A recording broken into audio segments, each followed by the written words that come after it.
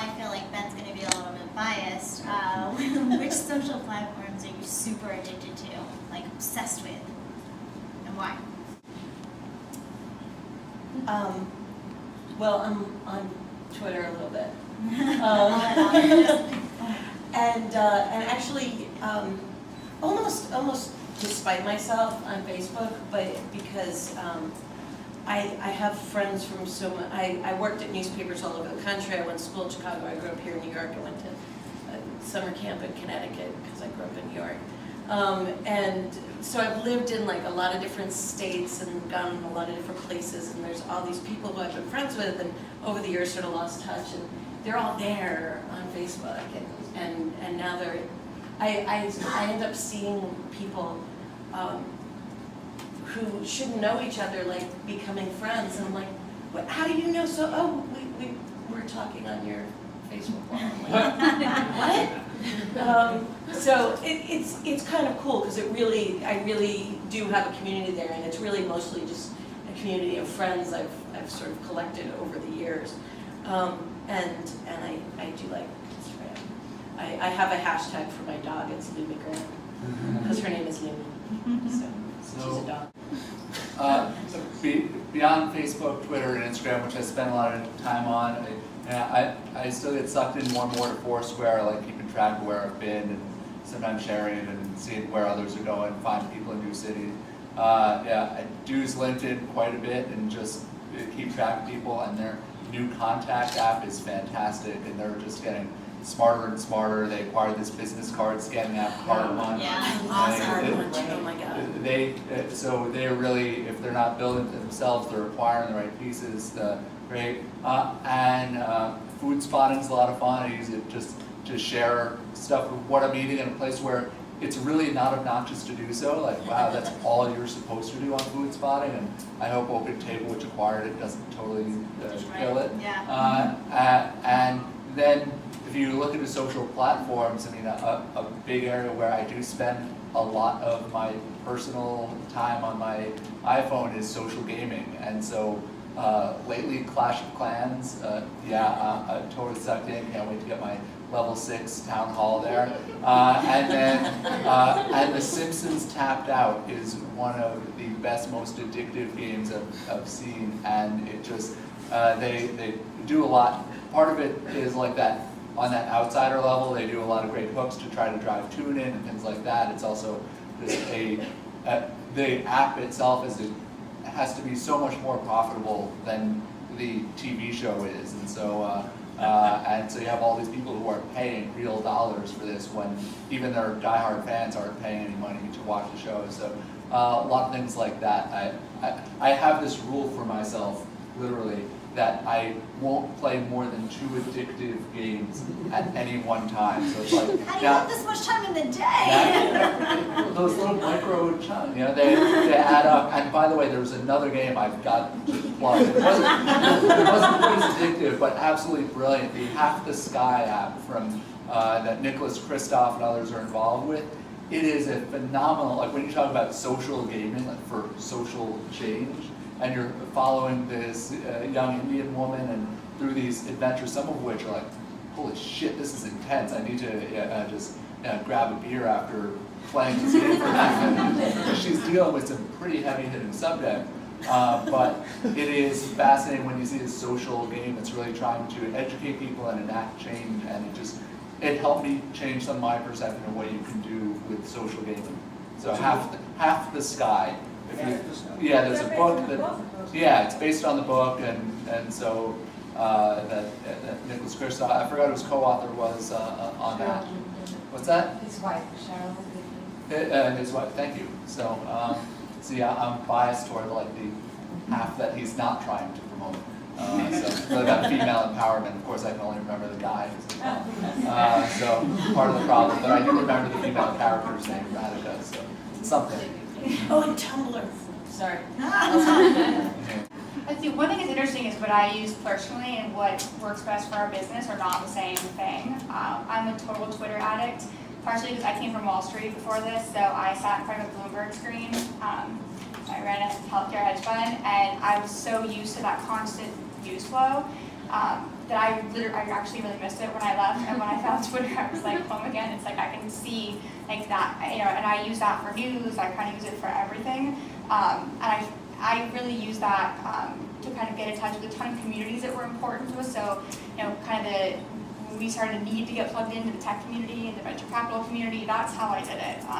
Twitter's not as important for our business. We use it a lot for listening, and we tend to talk to a lot of vendors, like sort of cross-promotional kind of stuff there. But we found that our users are not talking about their wedding so much there. They announce their engagement, they announce the milestones, and then we can kind of find them doing some other interesting things, but it's not their primary place.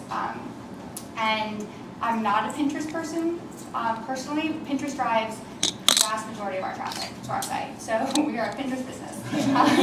Does not matter how much I don't really like it personally. Once we figured out kind of how that works, what our customers wanted to see, it wasn't my 10 beautiful boards. It turns out all they cared about was their wedding color. So all of our boards now are red wedding inspiration. It's not so mellow yellow wedding inspiration. And we have something like an 80% follow rate when we repin people's pins, which is insane. And that's because that's what, when you get back to the visual storytelling, that's what they're looking for now. So even though it's not something that matters to me, it totally is for them. And then the last thing I'd say is LinkedIn is really interesting. And I think it's something I neglected for a long time. And because I kind of thought of it as like, all right, if you're looking for a job, you go on LinkedIn. But what's really cool there is there are a lot of sort of business-focused groups. For example, I'm sure a lot of you guys know Business of Fashion, super cool newsletter. If you don't follow it, you should. And they have a LinkedIn group, and it's really the best place to talk about the articles that are on there. And so there was an article a month or so ago questioning if there was a fashion tech bubble. And so I posted a response on there, just said that, I think there is in the low-hanging fruit categories, but there's a lot more innovation to happen. Here's the areas where I think people can really do some interesting things and change $1 trillion industry. And from there, I had reporters contact me. I had other industry leaders call and say, hey, can we have a chat, because I want to know who else is working in the space. Like 2 weeks later, there was some list on top female founders in fashion tech. That I was on, and that literally was from like my actual gut reaction to reading an article, which is pretty phenomenal, because normally that would be limited to like my husband having to hear me whine about not liking an article, and so it spares him. And actually, if you have something to say in an industry, you can now say it, and it doesn't matter if no one knew who you were before. So I think that LinkedIn's a really cool way to kind of sort of establish yourself in an industry setting. YouTube got 0 love, guys. I want to ask you about this, actually. Food Spotter and Clash of Clans and things that aren't even. Okay, can you talk us through how, so if you're a brand, like, why, I'll tell you my fear on YouTube is that we can't commit enough to it. Like, how high of production quality do you think a brand needs, and how frequently do you need to be updating a channel for it to work? I definitely don't think high production quality is a big factor. It's similar to a lot of YouTube things. I think people like to watch things and feel like that's cool that they didn't spend a lot of money, that I could have made it. If you look at the most kind of quote-unquote viral things that brands have done, most of them are pretty low budget. Like you get some things that are shot nicely, like the Dove thing recently, but still you're not talking about hundreds of thousands of dollars.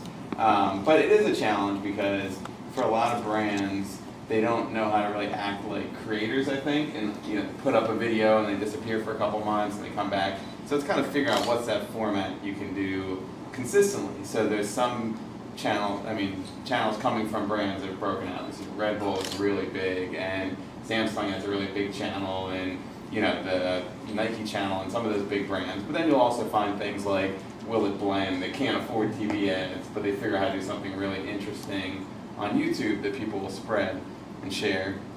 It's interesting because with what social media I follow, almost 0, and that's not knocking any of that stuff, but I haven't been on Twitter in probably a year. I don't have a Facebook account, which is tough being in this world, but just being somebody that just feels icky about telling people what I'm doing. And I don't mean that at all, again, to dismiss it. I feel like I kind of came in here, already a douchebag coming 10 minutes late to the panel. So I don't want to try to sound even douchier and be like, no time for Facebook, I got better things to do. It's not that. I think it's probably my own, I leave those things and just get insecure about all the cool other things that people are doing. So I'm like, I just don't do Facebook, Twitter, Pinterest, Instagram, zero time on any of that stuff. Probably not the best thing for the field I'm in. But I will say that I have read studies that even though there's a perception that, social media changes a word-of-mouth game, this is the game changer. You can post one thing, and that now they share it with 1,000, and it just spreads and spreads because social media, when you actually look at it, most purchasing decisions that people make actually come from friends or word-of-mouth, not like Facebook posts, but talking to each other on whether it's phone or in person. So sometimes when I think about things to do, whether it's on YouTube or off YouTube, what are the kinds of things that you would see and then want to share with somebody else, the story of it, not just click, repost or hashtag whatever, but that kind of transcends that and it's conversation worthy. It was that sometimes when you think about what you're creating, it's good to think about, will people talk about this? Not just, will they share it and retweet it and repost it, but can you do something that kind of reaches beyond that and becomes something that's conversational off of just the social media? And then I will say, I do go to Reddit a lot. I guess that's social media also. I'm guilty of that. I'm on Reddit a lot. Yeah. And I think that another thing that whether it's a blog, a Pinterest page, Twitter, people are creatures of habit. Most people find as much stuff as there is on the internet, 3 or 4 sites they like, and they stick to those. And when they're bored, they go back to those things. So how do you become part of people's ritual and routine? Whatever content you're making, how do you get in that rhythm of, okay, I got to waste 5 minutes. I'm going to this. We had some questions. What's Reddit? Oh, Reddit. Reddit is how would I describe Reddit? They call themselves the front page of the internet. Yeah, social bookmarking. You submit links, people vote them up or down, comment on it. It's an aggregator. It's an aggregator. You can customize it. So if you were a fan of fashion in New York and the Yankees, you could subscribe so your front page is really dedicated to you and you get all the top stories in fashion in New York and the Yankees. Have you seen people do, or seen brands do purposely controversial videos and have them work? I don't think Dove would have thought theirs was purposely controversial. Right. Yeah, definitely. I think it's, sometimes it's less controversial as it is shocking. When you look at reasons things get spread from a video perspective, sometimes it's that really, educational thing people want. I would say, as a general rule of thumb, people like sharing things because they feel like it says something about who they are. If it's something really funny, you share it because you think it makes you look funnier. If it's something really smart, you share it because you think it makes you look smarter. Whether or not you consciously do that or I consciously do that, I think there's some element of that. You share something because you think it says something about yourself. So from a controversial standpoint, I think sometimes what you find is that people like sharing things that will ruffle feathers. Like BuzzFeed put out a video the other day that has 2.5 million views about redheads, but if you look at the kind of likes, dislikes, you know what that bar is on YouTube?